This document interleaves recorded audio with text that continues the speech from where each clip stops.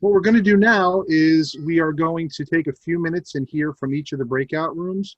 Just a kind of quick summary, maybe 2 or 3 minutes per room.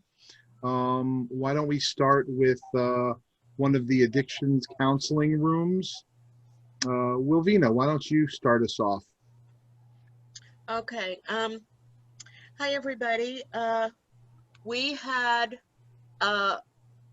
about 5 professionals in the room. 2 were sharing a screen, and then we had 2 others in there from Connecticut. I think it was Cybulski was the institution in another one of those rooms. So what we basically discussed, they mentioned that there are currently meetings taking place about 2 or 3 a day from a variety of fellowships, 10 people socially distancing. So that's actually amazing news to hear that. They're going to start video visits soon. They're starting to ramp that process up.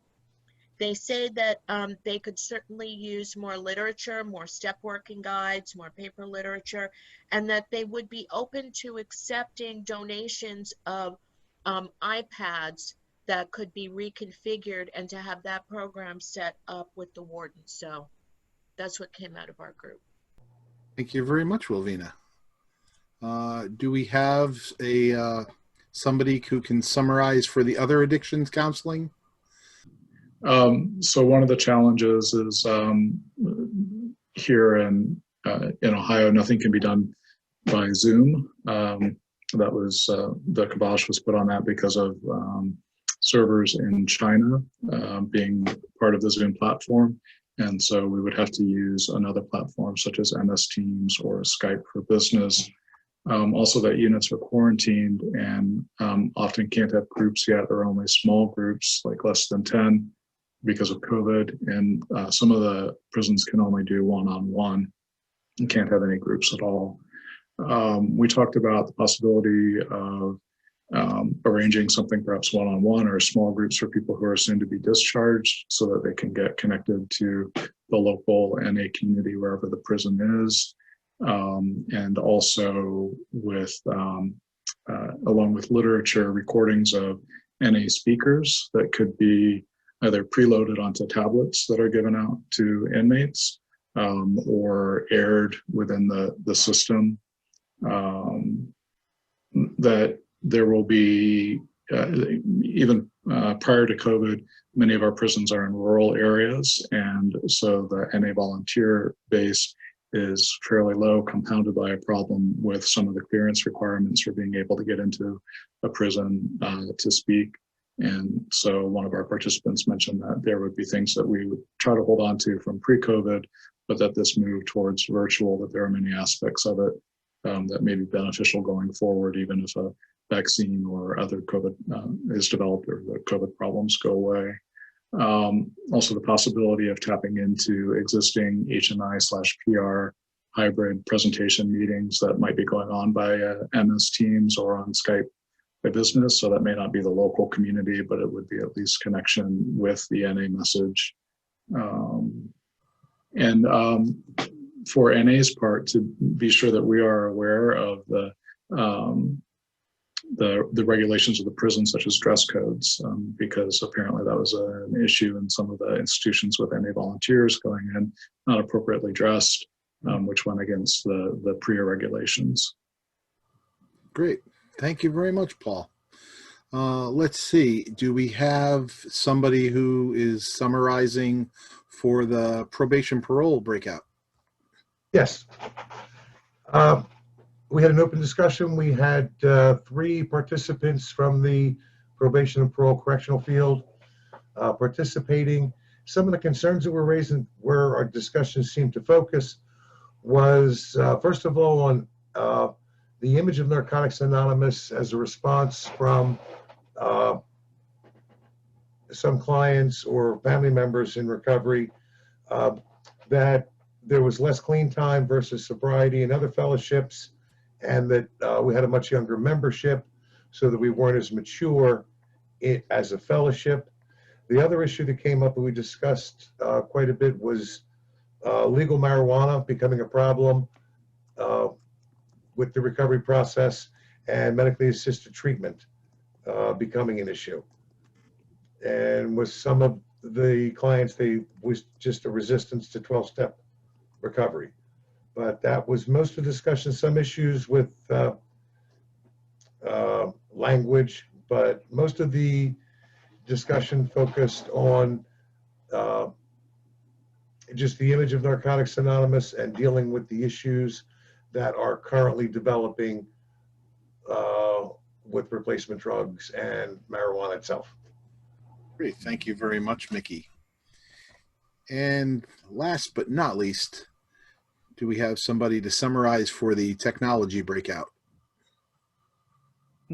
Yes, sir. Nathan Addict. Technology room was a split, about half law enforcement, half people involved in NA service. I summarize kind of what we covered here. We talked about limitations on, you know, the availability of the technology, sometimes the times with which it could be used, and even in instances where the technology is available due to contractual agreements or whatever that the facility has with providers, that the technology can only be used for certain things. And so that was kind of getting in the way of that.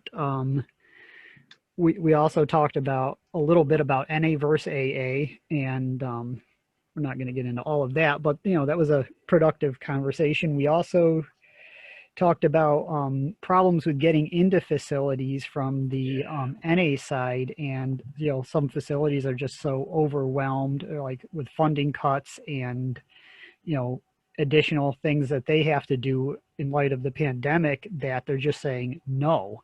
And like somebody else mentioned in their summary, going with the literature, trying to get the literature into the hands of the facilities might be the way to go there. And another issue that is being come up inside of facilities is limited movement, where like only volunteers can meet in this building, and they're not bringing people in from other buildings because to keep the spread of COVID down. So that like if you are in that building, you can get a meeting, but if you're in the other building, you can't. Let's see here. Limited volunteers, we talked a little bit about that. Of course, limits on technology. We also talked about doing NA by postal mail and how that may work. And, you know, in some instances, if you are doing that, you cannot also volunteer in the facilities. This is like limited in some instances. That's the case where you do one or the other and you can't do both.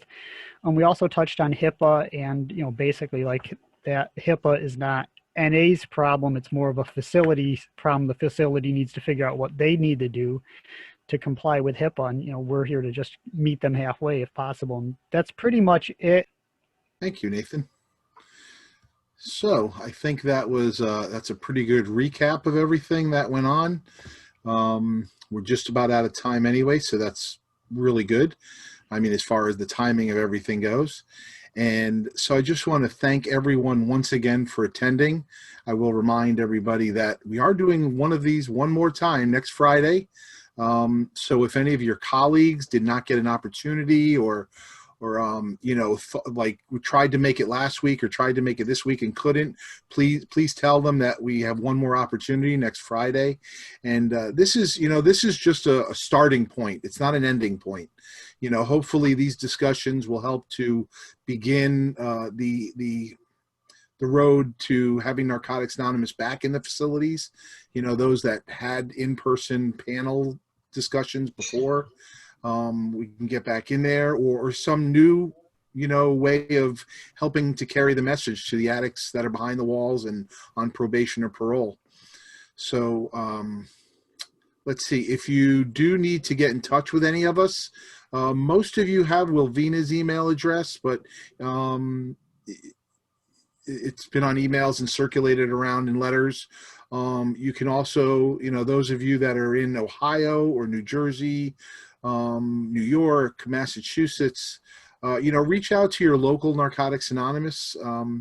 As I put on the screen earlier, in Connecticut, it's ctna.org. New Jersey. There's just a lot of options to get in touch with us, and we are willing to work with you and help to carry the message to the addicts that are suffering, in the facilities and again on parole and probation. So